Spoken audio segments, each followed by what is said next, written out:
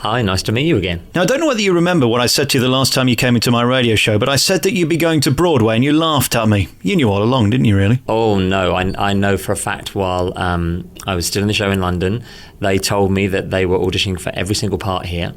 And myself and Scarlett, who is playing Mary Poppins in London at the moment, and I played it with her in the second year of the show, we were the benchmarks. And they kind of said, if we find someone better, then we'll take them. And if we don't, then you'll come to do it. And I had to agree that was, why would you not take someone, the best person you can get? So I was just the really lucky one person out of the London cast that they made a phone call and said, nope, we want you to come and open it here. And so it was a dream come true. So no, I didn't know. I had my fingers crossed.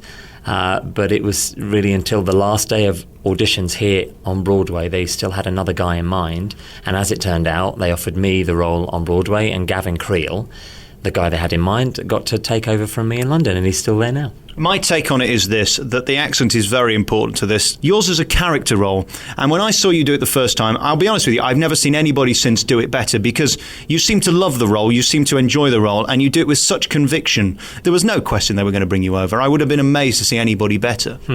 Well, the reason I've been now doing this show for 3 years, playing the same role, is because the way they've written Bert for the stage, I just get to do my best in every genre of, I get to dance up a storm, I get to sing those famous songs, and I get to act in scenes, whether I'm being the narrator and really out there being big and talking to the audience and being the narrator that's pushing the story along, or the scenes with Michael and Jane when I'm trying to cheer them up, or when the lovely scene in Act 2 that I have with George Banks when he's rediscovering his youth, and the special gingerbread stars that were hid in the vase. It's all plot line that you don't need to know now. But those scenes are just so nice and meaty to get your teeth into every night. And I would be a fool to ever walk away from this job without something. Well, I don't know if I'll ever find something of equal quality. And that's the reason why I've been doing it for 3 years and still loving it every night. And coming to Broadway, I mean, every West End actor, every actor in England, I'm sure, has got a bit of a dream to be able to come across the pond and perform on Broadway. And the fact that it's on 42nd Street, it couldn't be in a better theatre, in a better city. It's just, I'm having a time of my life, I really am. I don't know what the deal is with Broadway to the West End. A lot of people say that the work ethic is harder here. They work their stars harder. They've certainly got more people to choose from. They've got 300 million. We've only got 60. So it's no wonder that they have a greater choice of the stars that they choose. If you're better than the West End and good enough to be on Broadway and in a leading role, there's no greater compliment. That surely is everything that you dream of when you go into the business. I don't necessarily think that Broadway isn't more talented than the West End, but as you say, there's just more of them. So if we've got 10 people in London that could ever play Mary Poppins brilliantly, America's got 100 people that can't play it better than we can in London, but there's 100 of them. So there's always so much choice here, and it's so much harder to get a job. That's why, being able to come over here with this fabulous part already intact in a show that, I would have bet money that it was going to be a hit on Broadway, which it certainly is. It just doesn't happen that often, and, I pinch myself every day. You have one of the best scenes where you literally walk around the stage, the top of the stage, the size of a stage. Mm-hmm. How much at risk are you, seeing you sat there somewhat disabled?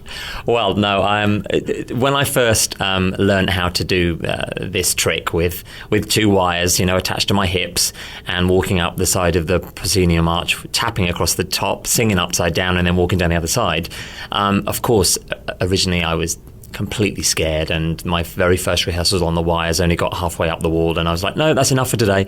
But as the years have gone on, it's really just part of the show now. It's part of my show. I don't think when I run off halfway through Step in Time and they hook me up, I'm not panicking that it's going to go wrong tonight or anything. And there's so many safety features involved, and each wire, I've been told, can take 10 times my weight. So, and it's all computerized. So the only thing that could go wrong is the computer could say no, and it would just stop, which it kind of did once in London. Weirdly enough, when I came to start rehearsing here with the brand new American cast, they obviously in rehearsals I just mimed the whole walk around the pros because we couldn't do it in the rehearsal room. And then when they finally got to see me do it for the first time, they all sat out in the auditorium. They were all like, "Oh, you've changed it from London. You do it differently." And I went, "No." And then we've all seen it on YouTube.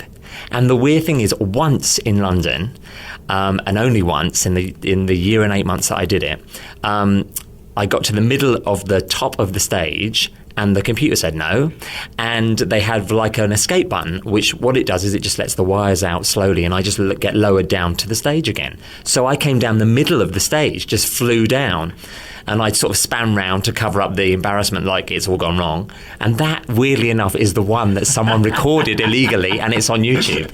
So all the American cast were like, "You've changed it." I went, "No, I haven't." And they went, "Look on YouTube." And I went, "I can't believe it." The one time, and that's the one that was on YouTube. Let's talk about them bringing you here. What is the deal then? You come here and you have to stay in a hotel, or do they put you up in a place? How does it work? Well, no, I'm also in a very lucky position that 2.5 years ago I got married, and my wife's American. So as soon as we got married, we got onto the whole green card issue and getting a visa for me to be able to work here. So when I came here, I was on a marriage visa rather than a working visa. If they brought me over just to do the show, I would have been able to do 1 year, and by now I'd be back in London. But I'm lucky that I can stay for as long as I want, so I've signed another year, as have the whole cast, which is very different compared to London. In London, I think after the first year, 22 people left the show and 22 new people came in. Whereas here, absolutely everyone stayed. There are slightly different rules with equity here, so some people can leave when they want and things like that. But it's a great feeling when we found out every single principal was staying on for another year. I mean, we're a very happy company, and hopefully that shows and goes out into the audience every night, and they walk away happy as well. Why would you leave a show like this? There can't be many roles bigger than yours or Mary, can there? No. As I said before, it's a part of a lifetime. It's in a show where theatre tickets in the West End and on Broadway are so expensive that I love the fact that I'm in a show where I don't think anyone can say that wasn't worth the $110 we've just paid, because you get everything in the show, costume, set, dance routines, great performances hopefully, and so I will be sticking around with Mary Poppins. Maybe an offer will come through for me to go on the US tour, which I've toured the UK a couple of times in shows, and I must say I'm looking forward to touring the US more than I did the UK, because just to get to go and perform in LA and Chicago and Dallas and places like that. So that might be on the cards for next year, but we're all definitely going to be performing on 42nd Street at least till next autumn. Is there any greater thrill than getting off the subway or coming in a cab and seeing your face on a massive billboard, or turning the TV on and seeing the advert and you're on it? Yeah, the biggest thrill for me was the first day of rehearsals, because me and my wife were living way up at 181st Street, which is about, it's still on the Manhattan Island, but from the theatre and from the rehearsal room, it's maybe 5 or 6 miles. So I get the subway every day, or I get a cab home. But the first day in rehearsals, I got out of the subway, off the A train at 42nd Street, and I walked up 42nd Street to the rehearsal room, which happened to be opposite the New Amsterdam Theatre. And the lights of 42nd, I mean, for anyone who hasn't been to 42nd Street, it's like a extension of Times Square. It's just lights, neon, signs flashing, and it is so Broadway, New York. Every movie you've ever seen that's got New York in it, there's these lights, and my heart was beating, and I was just so excited. And then the weird thing, as soon as I got into the rehearsal room, it just felt like doing exactly the same in London, putting the show on again. And the show it's changed and evolved a bit coming here, but really for me it's the same standard of show that it was in London. And but it's whenever I walk outside the theatre and see where I'm performing, that's the real buzz. I'm not a religious man, and I don't particularly believe in any formed religion, but I do think you were put on this planet by God to do this role, because I think you'd have to be of a certain disposition to play Bert twice a day, twice a week, and 8 shows in total, because it's a jolly role, isn't it? And if you were the kind of negative, nasty person that wasn't positive, it would drive you insane. Yeah, I mean, I feel the way I'm portraying the role of Bert on stage is he has to have bundles and bundles of energy. He's the guy that pushes the story forward. He's the guy that gets to talk to the audience, and he's the guy that's supposed to be cheering the kids up, Jane and Michael. Mary's teaching the lessons. The parents are getting on at them all the time. Bert's the light relief in a way. And I'd be lying if I said after 3 years, some days I really don't want to do the show.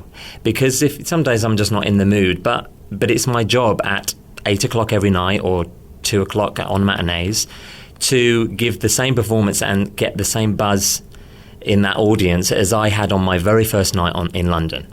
And it's just about being as professional as you can. And people say, you look like you're having such a great time up there. And sometimes I want to say, I kind of hated every minute of it. I really wasn't in the mood to be Mr. Jolly, happy chappy. But, you have to do it. It's your job. I love coming here to New York twice a year, and I love leaving New York twice a year. I come here for a week and have the best time in the world, but I'm glad to go. It's very intense. Are you at the point now where you're taking 1 mile diversions to avoid Times Square and Broadway generally, or are you still loving the buzz of it all? I've always said I would never want to live anywhere but London. But if I had to, the only other place would be New York. So how lucky was I?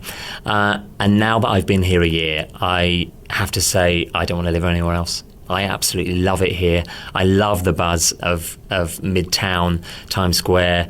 Yeah, sometimes all the tourists, in Times Square, you want to get somewhere and it's just a bloody pain, But in general, it's fantastic. What I do love about New York is you really get a feeling of the four seasons, whereas in London, you kind of think it's mostly kind of grey and cloudy, whereas here, in the winter, it's really cold, and in the summer, it's really hot, and we live with a lovely view of the Hudson River, and across the river is New Jersey, and the Palisades, which is a great big kind of national park, and now all those trees are going orange and red, and so the seasons you get in New York are a real buzz for me, having to really wrap up warm or walk around Midtown in flip-flops. It's a real difference. And just the buzz, the fact that we can go to a diner at 4 a.m. and get food, and the shops, some shops are open. It really is. It's tacky, but it's the city that never sleeps, and I get some kind of buzz out of that. I love it. I want to talk to you about portions very finally. How are you not 48 stone? Well, I'm a skinny Mr. Skinny Belinky anyway, but I've never been able to put on weight, which some people would say how fantastic, but sometimes you do wish you didn't have to be the skinniest. I've got stupid kind of like stalk-like legs, but it's also the show. It's the show. As I said, it's a physical show for me. I'm sweating from 8 o'clock until 11 o'clock at night. So yeah, no matter how much New York food I eat, I tend to sort of stay in the same weight. Congratulations on being you. You are remarkable. You're one of the unique performers in the world, and that's why you're here on Broadway. I said to you right in the beginning, you were one of the best people I've ever seen for that role. I am yet to see anybody do your role better, and I've seen quite a few. Congratulations, and enjoy yourself here in New York, and I hope your back gets better soon. Yes, thank you for having me on your show again, and come back. I'm probably still going to be here another year, so come back again and see whether I'm still as chirpy.